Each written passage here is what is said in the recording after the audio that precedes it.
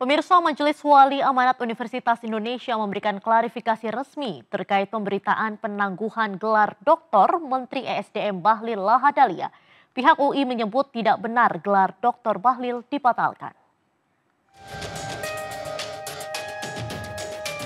Ketua Majelis Wali Amanat Universitas Indonesia atau MWA UI, Yahya Stakuf menegaskan yang ditangguhkan adalah pelaksanaan yudisium bukan gelar doktornya.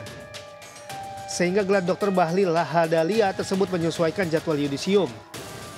Yudisium akan dilaksanakan November 2024 itu ditangguhkan hingga genap 4 semester penuh mengikuti aturan yang berlaku di Universitas Indonesia.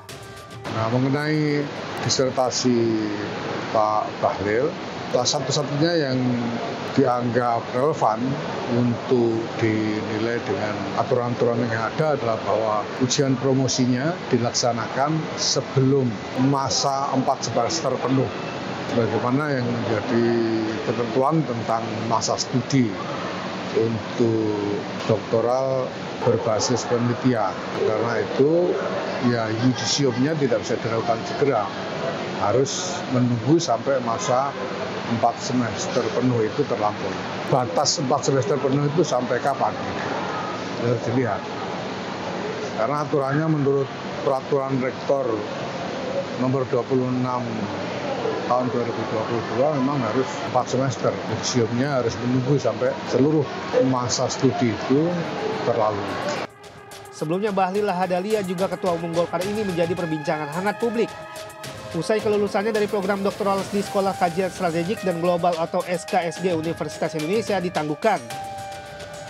Penangguhan ini dilakukan pihak UI atas pertimbangan hasil penelusuran tim investigasi yang melakukan audit terhadap penyelenggaraan program doktoral di SKSG yang mencakup pemenuhan persyaratan penerimaan mahasiswa, pembimbingan, publikasi, syarat kelulusan, dan pelaksanaan ujian. Pemirsa, kita ke informasi lainnya. Presiden Prabowo Subianto menggelar pertemuan bilateral dengan Perdana Menteri Selandia Baru di sela-sela kunjungan kenegaraan ke Peru dalam rangka KTT APEC 2024. Sebelumnya, Presiden Prabowo telah melakukan pertemuan bilateral dengan Presiden Vietnam serta Perdana Menteri Kanada. Presiden Republik Indonesia Prabowo Subianto menggelar pertemuan bilateral dengan Perdana Menteri Selandia Baru, Christopher Luxon di Kota Lima, Peru, Jumat waktu setempat. Pertemuan ini berlangsung di sela-sela kunjungan kerja Presiden Prabowo dalam rangka konferensi tingkat tinggi KTT APEC 2024 di Peru. Pada kesempatan tersebut, Prabowo menegaskan komitmennya untuk memperkuat hubungan strategis antara Indonesia dan Selandia Baru. Ia juga menyampaikan kesiapan Indonesia untuk mempererat hubungan perdagangan bilateral, membuka pasar, serta mendukung keterlibatan Indonesia dalam forum-forum negara Pasifik. Di hari yang sama, sebelumnya Presiden Prabowo menggelar pertemuan bilateral dengan Presiden Vietnam Jenderal Luong Chuong. Dalam pertemuan itu, Prabowo mengatakan Indonesia mempunyai komitmen kuat untuk mempererat proses ratifikasi perjanjian zona ekonomi eksklusif ZI dengan Vietnam. Prabowo juga mengucapkan selamat kepada Jenderal Luong Chuong atas pelantikannya sebagai Presiden Vietnam pada 22 Oktober 2024. Selain bertemu dengan Perdana Menteri Selandia Baru dan Presiden Vietnam, pertemuan bilateral antara Presiden Prabowo dengan Perdana Menteri Kanada Justin Trudeau juga dilakukan di sela-sela KTT APEC yang berlangsung di Lima Convention Center di Lima, Peru.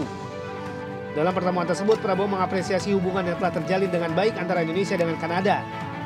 Prabowo menyoroti soal kerjasama yang dapat dikembangkan lebih lanjut oleh kedua negara, mulai dari perikanan, manufaktur, dan energi terbarukan. Presiden membeberkan Indonesia memiliki banyak sumber energi terbarukan. Tim Liputan melaporkan.